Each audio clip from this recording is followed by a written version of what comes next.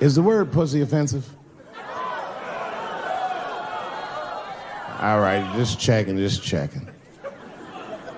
I asked that crowd when we was in Denver, I said, is the word pussy offensive? And the whole crowd said no, except for two people. One was a woman in the front. She's older than me, maybe around my age. Definitely a feminist. You know what I mean? Short haircut, plaid shirt, you know what I'm saying? And she didn't say it offended her. What she said is, she said, I'm uncomfortable with that word. And I was like, really? You? And then before I could ask her why, there was one other guy. He was in the balcony. Now, I don't think he was saying this to me, but he said this. Everybody heard him say it. He goes, it's delicious.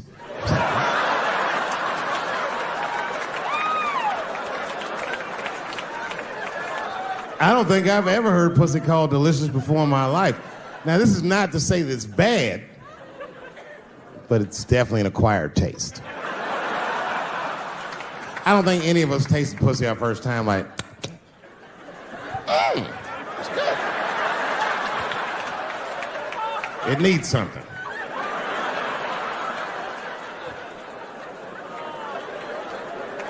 You know, it's illegal for a gynecologist to say the word pussy. They can only say vagina, or they can name individual parts medically, but they can never say shorthand, even if the gynecologist is a woman. I feel like if it was a woman gynecologist, it's cool. Like, am I all right? And she'd be like, girl, that pussy is.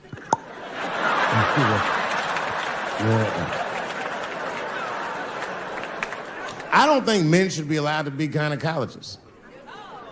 That shit is a conflict of interest. Even when my wife was pregnant, we used to go to the gynecologist. And he'd put her legs up in that stirrup like this. He'd be like, all right, Miss Chappelle, just try to relax. I push her, back up, motherfucker, I got this. Just tell me what to look for.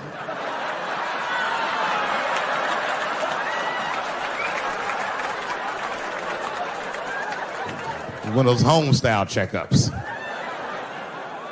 There's too many ethical questions when men do that. Like, can a gynecologist lose their license for smelling their fingers during an exam? Is that illegal? How could they not? These are men. It's like if you have I think the idea is you're not supposed to punch her in the face. My wife says terrible shit to me. My wife once called me a pussy in front of dinner guests. I know, I started to get mad, but then I was like, fuck it, she's probably right. I am a pussy, I admit it. I'm soft and warm and persuasive like a real pussy. Right. And then I told her, I said, and if you don't take care of me properly, I might stink like your pussy. Oh, we fight dirty at the Chappelle household. It's not a big deal. No. If you want to get to the bottom of a matter of the heart, what you're supposed to do is ask a woman. Now, actually, there's two women that I know. They're both college professors in this little area I live in. And I meet them twice a week at Starbucks for coffee. Talk about important shit. And I asked the girls who was in the coffee clutch, I said, yo, why y'all think that this woman stayed with Ray Rice after he punched her in the face with all his strength?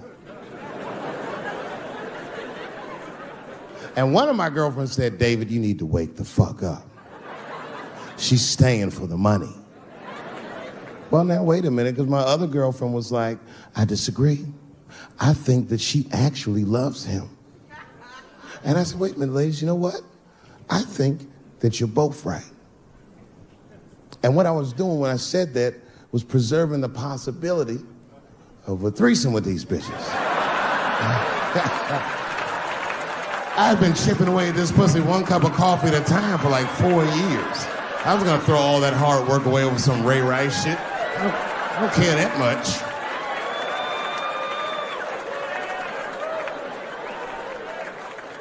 I'm just being real. It's fucked up, man. It's a tough time for the blacks. I love you too. And then here comes the banana peel. I'm waiting on it any second. You know, that's how it starts. I saw in the paper today that the guy that threw the banana at me got arrested again because he threw a banana at another motherfucker in a bar in Santa Fe. Look it up online after the show. He actually did that. And that guy was black too. I'm just saying.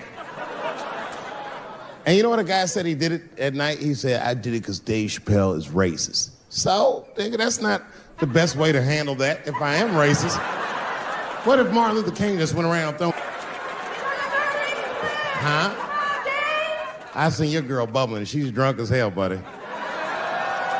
Listen, sir, I don't know what she's saying, but just take my advice. Get some water in her, or you're gonna have some dry pussy when you get home.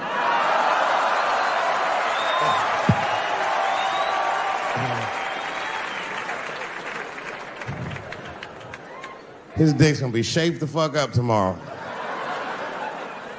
Santa Maria. Who got a cigarette in here? Anyone got a cigarette I can borrow? Yeah, you fella. Yeah, please. Well, let me see this. This is a Marlboro menthol. This could have been anybody. If it was a Newport, I'd be like a black dude threw that up. But a Marlboro menthol, that's one of them riddles.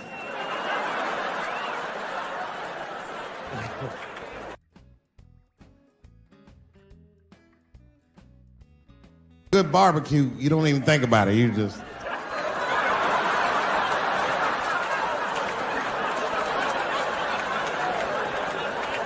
The word pussy is only offensive if you're older. People my age and younger, I don't think we dance to that shit. That song come on the radio, say, I beat the pussy up. That's on the radio. I beat the pussy up. That's a pretty harsh song.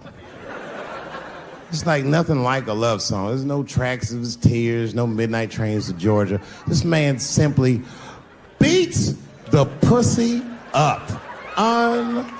Unbelievable. You don't even know if he's having sex with these women. They might just pull their pants down. He'd be like, "Bow, G-Unit."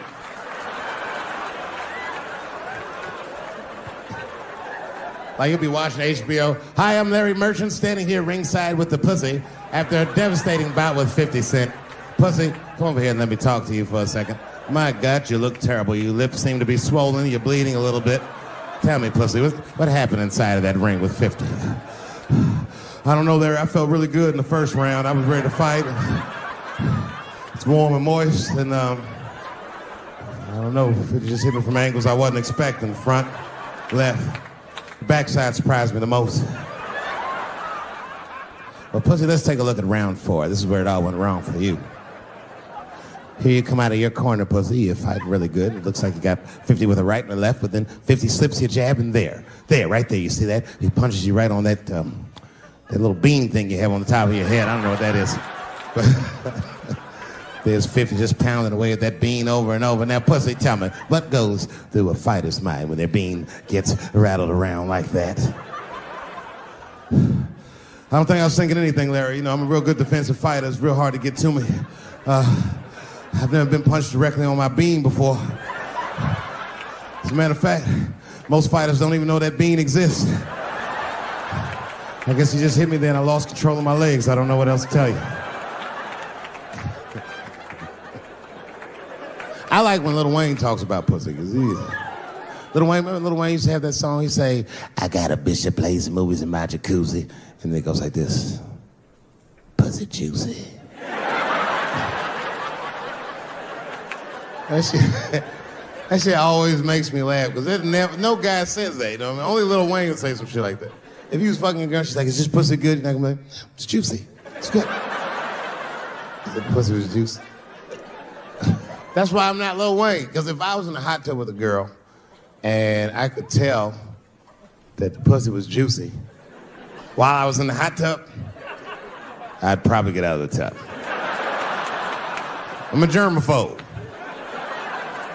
I just picture Lil Wayne like, what is this strange oil floating in my hot tub water? It's pussy juice. That shit was so funny to me, I must have wrote like no less than 40 jokes with the punchline pussy juice. And all of them work to some degree 100% of the time. I'll do one more just so you believe me, okay? All right. In this next piece, it's a special episode of CSI. For some reason, Lil Wayne is guest starring as the lead detective, okay? That's the setup. Are you ready? Here it goes. Has anyone else been on this crime scene? No. It's very strange. This place is virtually undisturbed. No forced entry. No sign of a struggle. Shine your flashlight right here. I just slipped on something. What is this? What is this? It glistens in the light. Smooth to the touch.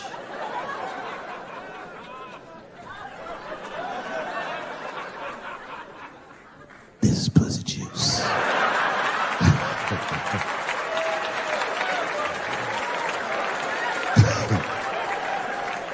She must have been sitting Indian style. And right before that tour started, Chris was involved in what we blacks might even consider a goddamn 9/11. Chris got slapped in the face at the Oscars by Will Smith, which was one of the craziest things I'd ever seen. In fact, if you watch it live on television like I did, when it happened, I thought it was fake. I did, and I wasn't sure, so you know what I did? I waited, because I'm like you, I know Chris. I waited like 30, 40 minutes, as long as it would take him to get to another party. And I called him on FaceTime, and he picked up. As soon as he picked up, he said, "You was the only nigga I had to answer the phone for." Apparently, Obama and Oprah, everybody had called this nigga to see if everything was all right.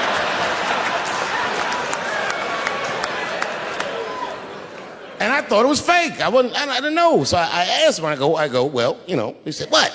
I said, "Well, did it hurt?" And he said, "Yes, nigga, it hurt." And then I knew that it was real. And then, and only then, was I offended. And I wasn't just offended that he got slapped. That was only half of it. The real offensive part was that after he slapped him, this nigga Will just sat down and enjoyed the rest of his evening. It was crazy. It was...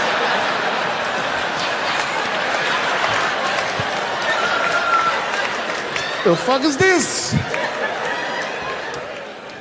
And then all year, we was touring, and I couldn't wait to see what he was gonna say in his special about this slap. And I toured him all year, but the night he taped his special, Chris was one of these guys, he's crafty.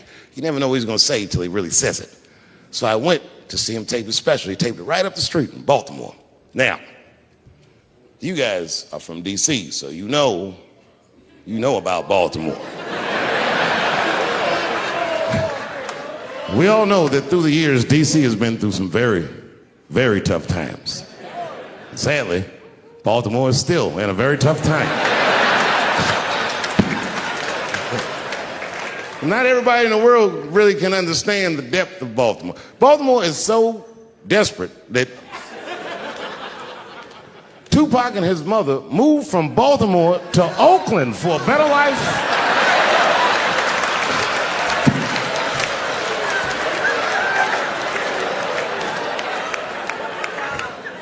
And Chris Rock went so hard in the paint, and I can't believe he did this, he shocked a Baltimore crowd. I didn't even know that was possible. I started doing comedy around here. Shocked them. And you know what he said that got him? He looked at the crowd, he walked out. I didn't expect him to say this. He looked at the crowd, it's all black, Baltimore black.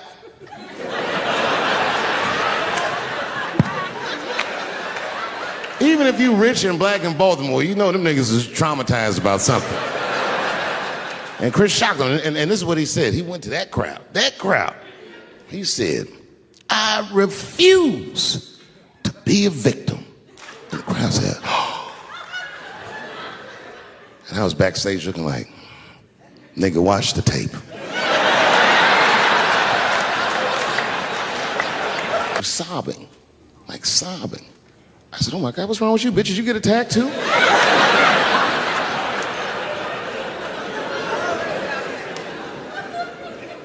And she's crying. She said, oh my God, David. She said, if you had died tonight, me and the kids would have nothing.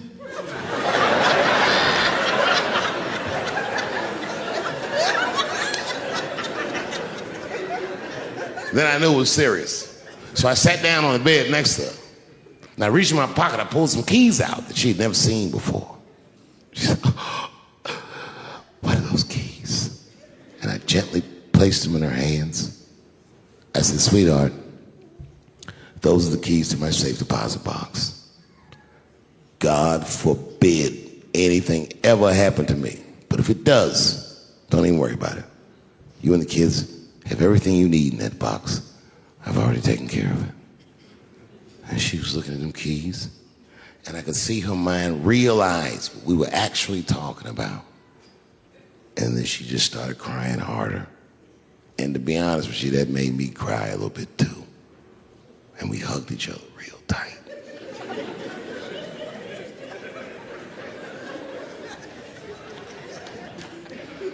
Do you know this bitch looked in the box while I'm alive and well? Who does that? Oh my God. And then she was mad at me. She said, God damn it, David, I opened that box. I said, you did? She said, yes, I did. And there was nothing in there.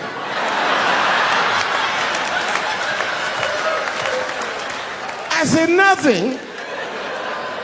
Oh. She said, nothing except your stupid joke book. I said, whoosh. I said, well, sweetie, look. If you tell those jokes exactly how they're written, you and the kids should be fine. They're really good jokes.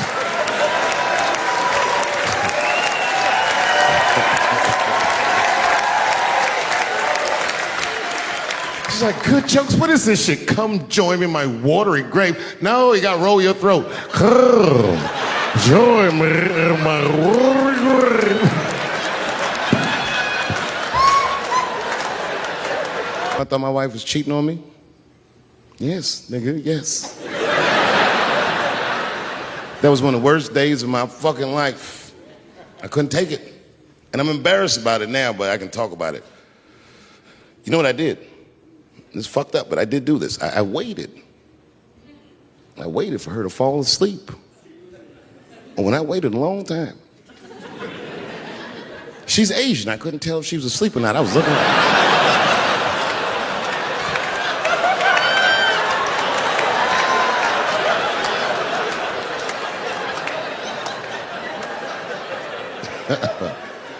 And when I was sure she was asleep, you know what I did? I stole the iPhone, took it downstairs and started trying out passwords to see if I could open it. I couldn't figure out the password. Then I remembered it's iPhone. This shit has facial recognition. I was just like, oh. And that shit opened right up.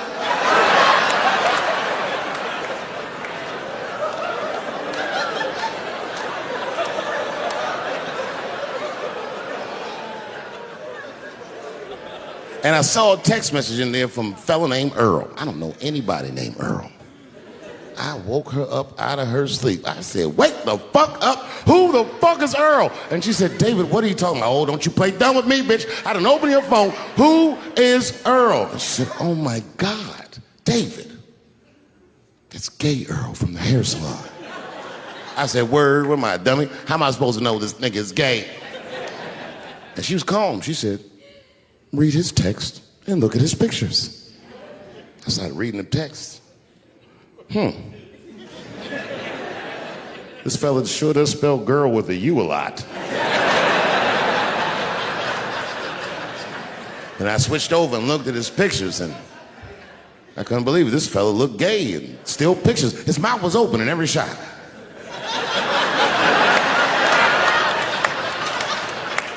And then I knew she was telling the truth.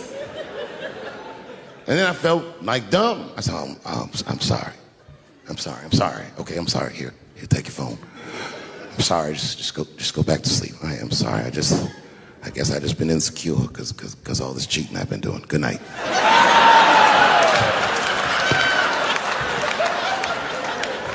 And she didn't let me leave. She said, well, since you want to wake a bitch up. And then she pulled my phone from under her pillow. I said, what the fuck? She said, who is this bitch in this picture? I said, how'd you open that phone? She said, it was easy, nigga. All I had to do was mash my nose and go like this. And it opened right up. I said, what the fuck? When I see a fellow dreamer, I give them my utmost respect. Even if I don't understand what their dream is. I know a dreamer when I see one. And I've met many powerful dreamers in my life. None more powerful than a man who calls himself Little Nas X. I met this nigga at a party. I had no idea who he was. But the minute he walked in that party, I knew I was in his dream. Everybody in the party was another dreamer. Everyone was famous, but when that nigga walked in, he was dressed like C-3PO. He was shining.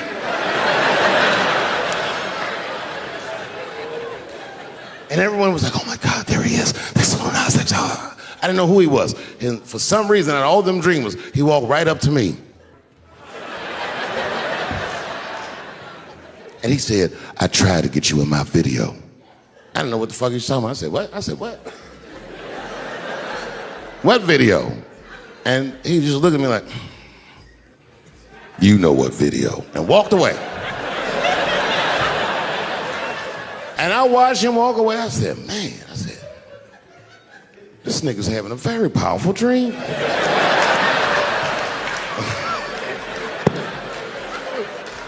You know what it reminded me of? It reminded me of when we was in grade school. Remember in grade school, the teacher would ask everybody what they want to be? Timmy, what do you want to be when you grow up? And Timmy acted like he had an idea. He'd stand up, he'd say, I want to be a fireman. And the teacher would say, Timmy, that is a beautiful dream. But Timmy didn't mean it. Timmy said he wanted to be a fireman because deep down, Timmy's attracted to fire. And by the time he's 14 years old, this nigga's a full-blown pyromaniac, playing with kerosene and matches like a goddamn expert. And then one night he goes downtown with his buddies, fucking around with fire, and burns a warehouse down. And he doesn't know it, but there's 13 migrant workers from El Salvador, and they're in that motherfucker. They get trapped, and then they die in the fire. Isn't that a tragedy? It was an accident. He's only 14 years old, but he's black. So they try him as an adult. And Timmy ends up spending the rest of his life in jail. Dream deferred. Burp, burp.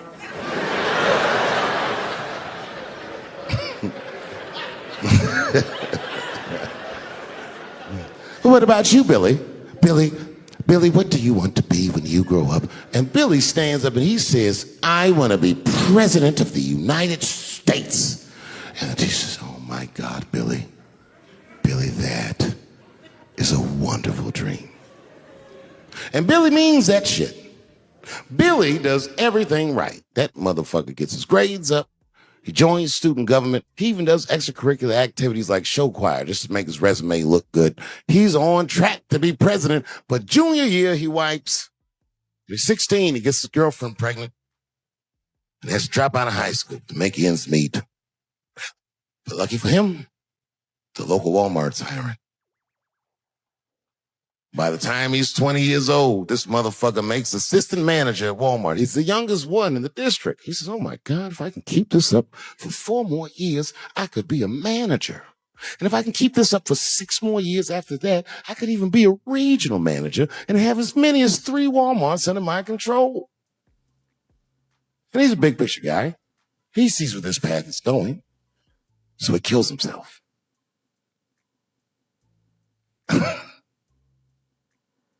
Well,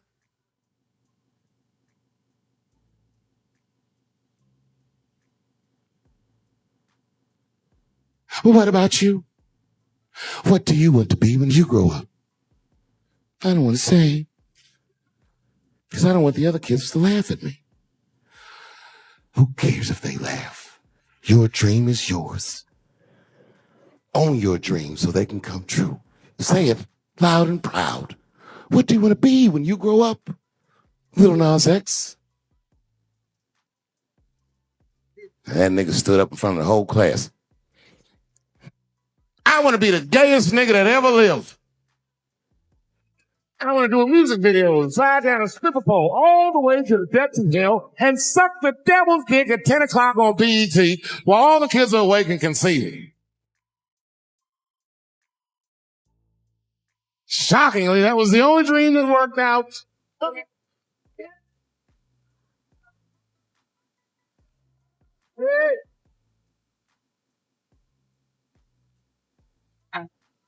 That's why I'm here tonight. In the city where I built the dream that I live. That I wanted to tell you all if they came true. I wanted to thank you all for making the man that I am today.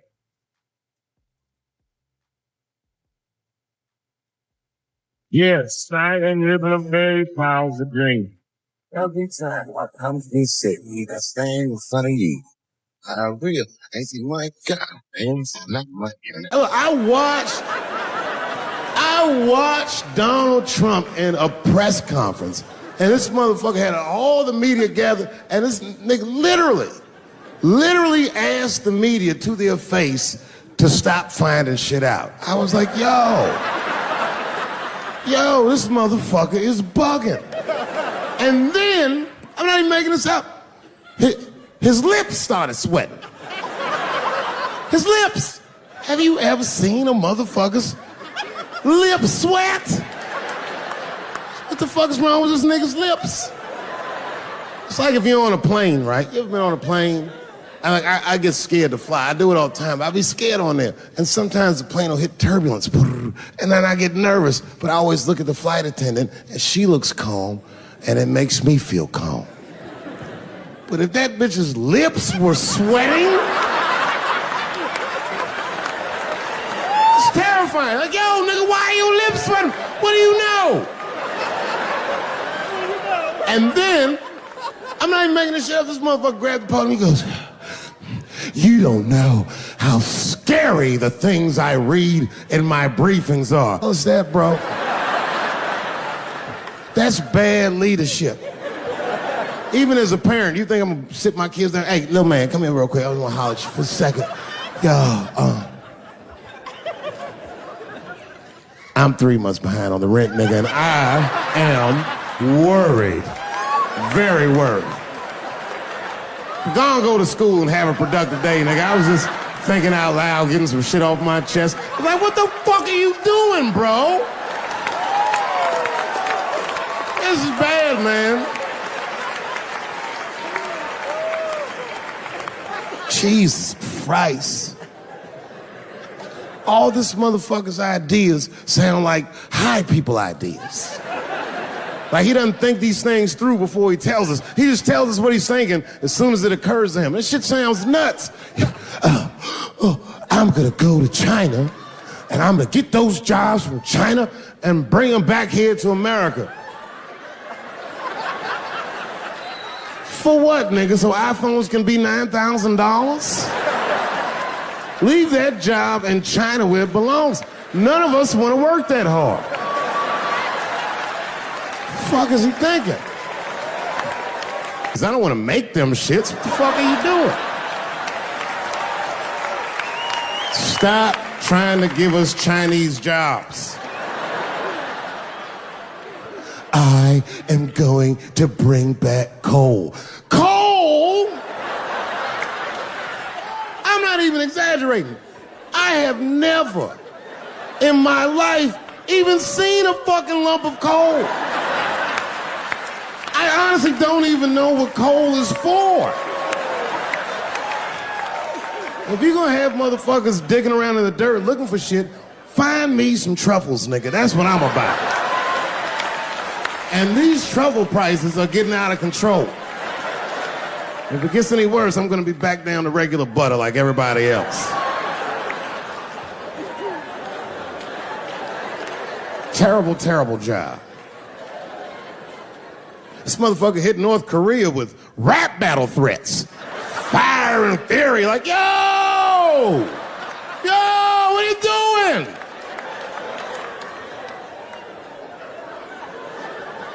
It's fucking Korea, man. Kim Jong-un is a scary motherfucker. He might be as crazy as Trump. Some scary shit. And if you one of them naive motherfuckers that thinks that a war with Korea is gonna be easy, then you don't play Call of Duty at 3 a.m. like I do. Because that's when the Koreans play. Fucking 8-year-old Korean kid took out my whole goddamn platoon last night.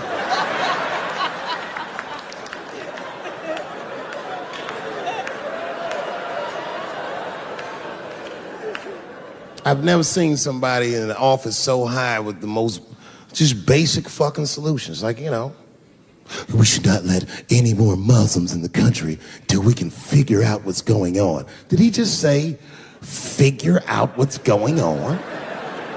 Who doesn't know how to do basic math? Let's count it out, okay? There's been 17 mass shootings in the United States. 4 of them were done by Muslims. None of those 4 Muslims were from any of the 7 countries in your stupid ass original band.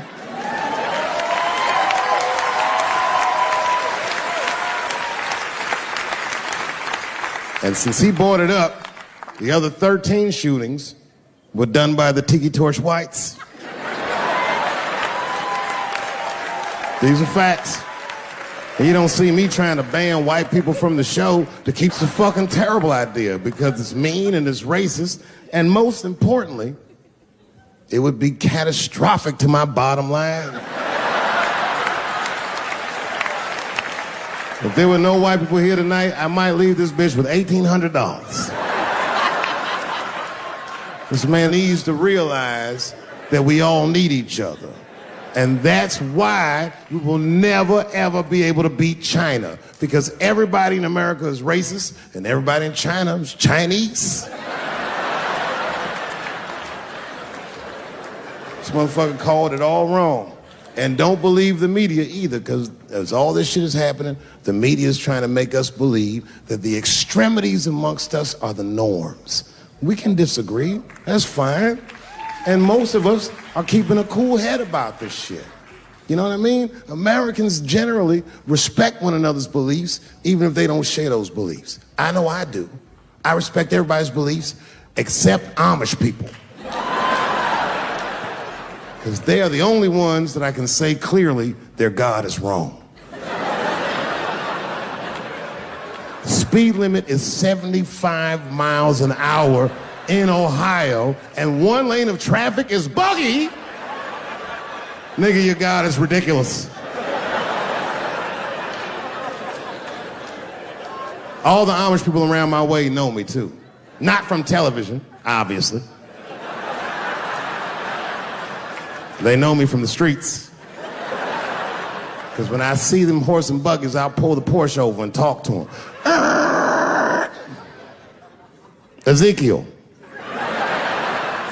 Ezekiel, are you sure that God doesn't want you to have any of this technology or this energy? Huh? Huh? I can't hear you, nigga. Let me turn this air conditioner off. What did you say? And them niggas be like, get away from me, ye. Ye tried to tempt me like the devil. Devil? Nah, bro, I'm trying to put you on to the game, Zeke. It's a big world out here, nigga. I just went 25 miles in 30 minutes. That's a day's journey for you. You don't even know what the weather's gonna be tomorrow, do you? I do. You don't even know that there's a valuable Pokemon right on you. Now drive away. Huh? Oh, my vape pen? You want to hit my vape pen? Oh, sorry, nigga. I'm trying not to get herpes. My bad. I've been playing cat and mouse with herpes for 30 years now, but every night I go to the club, I'll be like, not tonight, herpes. No disrespect, I'm not saying you have herpes, I'm just saying 1 out of 5 people do. So let's just all be careful around this motherfucker and make sure that we leave with the lips we came with.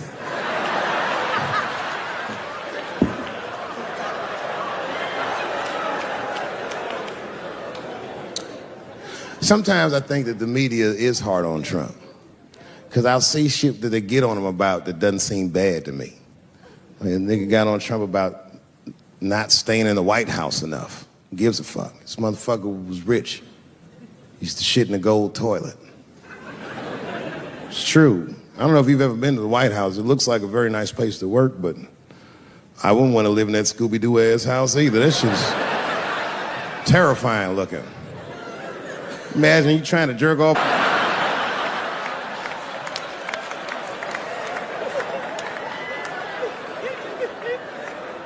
Shit, Bush didn't stay there either. He was rich too. He was like, fuck that, I'm going to my ranch in Texas. Obama was the first motherfucker to move into the White House like, this is a nice place. Look at this rug.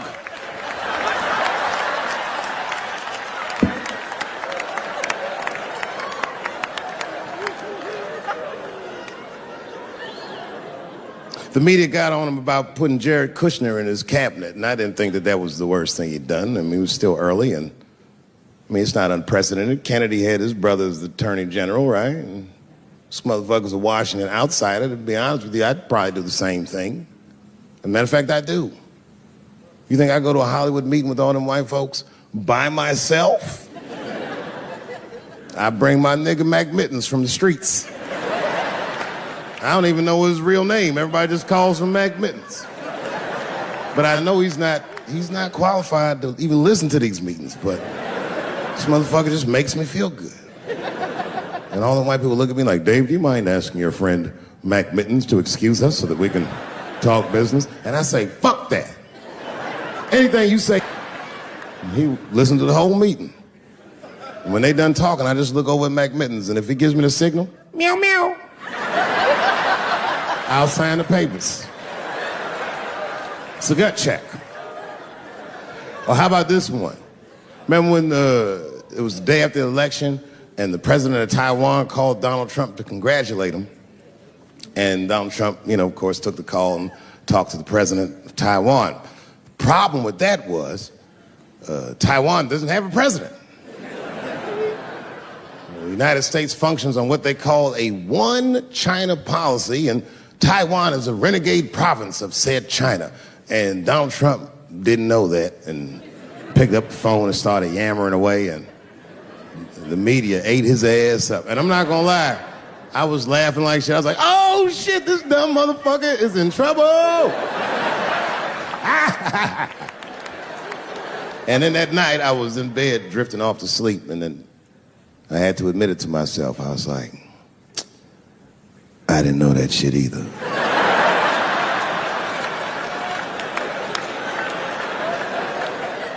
And then I realized the media got the story wrong. The story wasn't that Donald Trump took the call. Nobody told Donald Trump not to take the call. That's terrifying. God damn, nigga, you don't have a Mac Mittens on your team? It wasn't like they were calling the White House. They were calling the switchboard at Trump Towers, and they were getting through. Anybody. Mr. President, there's about to tell you. A picture is the early 50s in the United States. This 14-year-old boy goes down from Chicago to Mississippi to meet his extended family for the first time. He'd never been to Mississippi. And before he went, his mother said to him, very pointedly, she said, if a white man looks you in your eyes in Mississippi, look away. And I don't know what you know about black people from Chicago, but they're not a scared people.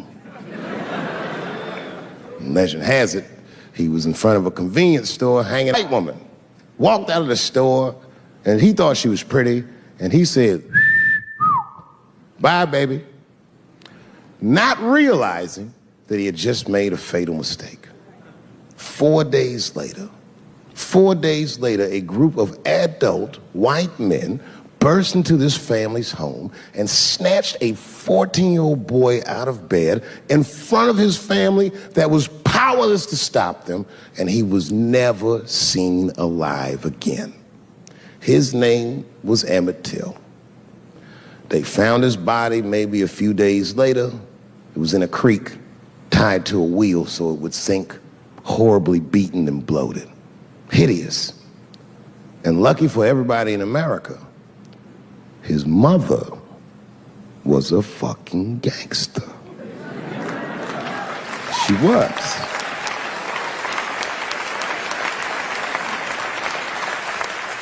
If you can imagine, in the very midst of a mother's worst nightmare, this woman had the foresight to think about everybody.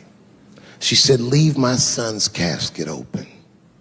She said, the world needs to see what they did to my baby. And every publication here in the United Times had this boy's horribly bloated body on its cover. And if our civil rights movement was a car, this boy's dead body was premium gas. This was a very definitive moment in American history where every thinking and feeling person was like, ugh, we gotta do better than this. And they fought beautifully, and here we all are.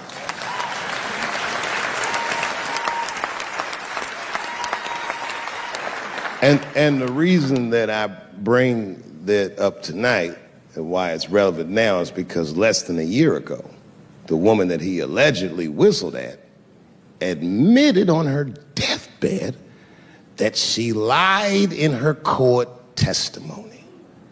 And you can imagine when we read that shit, we was like, ooh, you lying ass bitch. I was furious. But that was my initial reaction. And initial reactions that we all learned as we get older are often wrong or more often incomplete. They call this phenomenon standing too close to an elephant. The analogy being that if you stand too close to an elephant, you can't see the elephant. All you see is its penis-like skin. And give it a better look. And on stepping back and thinking about it for a few moments, I realized that it must have been very difficult for this woman to tell a truth that heinous about herself at any point in her life, even the very end. And I was grateful that she had the courage to tell it before she left this world, because it's an important truth and we needed to know. And I said to myself, well, thank you for telling the truth, you lying ass bitch.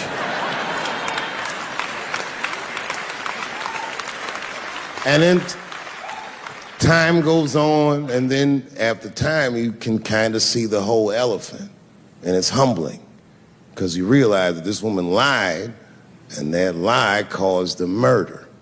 But that murder set in motion a sequence of events that made my wonderful life possible, that made this very night possible. How could this be that this lie could make the world a better place?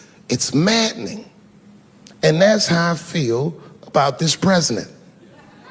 I feel like this motherfucker might be the lie that saves us all.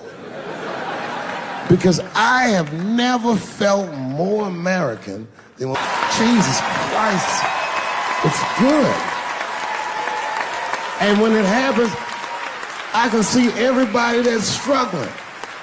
So if I'm on stage and I tell a joke that makes you want to beat up a transgender, then you're probably a piece of shit and don't come see me anymore. Or if you don't understand that when a football player takes a knee during the national anthem, he's actually standing up for me, then you might not want to fuck with me anymore. But I swear, no matter how bad it gets, you're my countrymen. And I know for a fact that I'm determined to work shit out with y'all. And if that woman that said that heinous lie was alive today, I would thank her for lying. And then I would kick her in the pussy.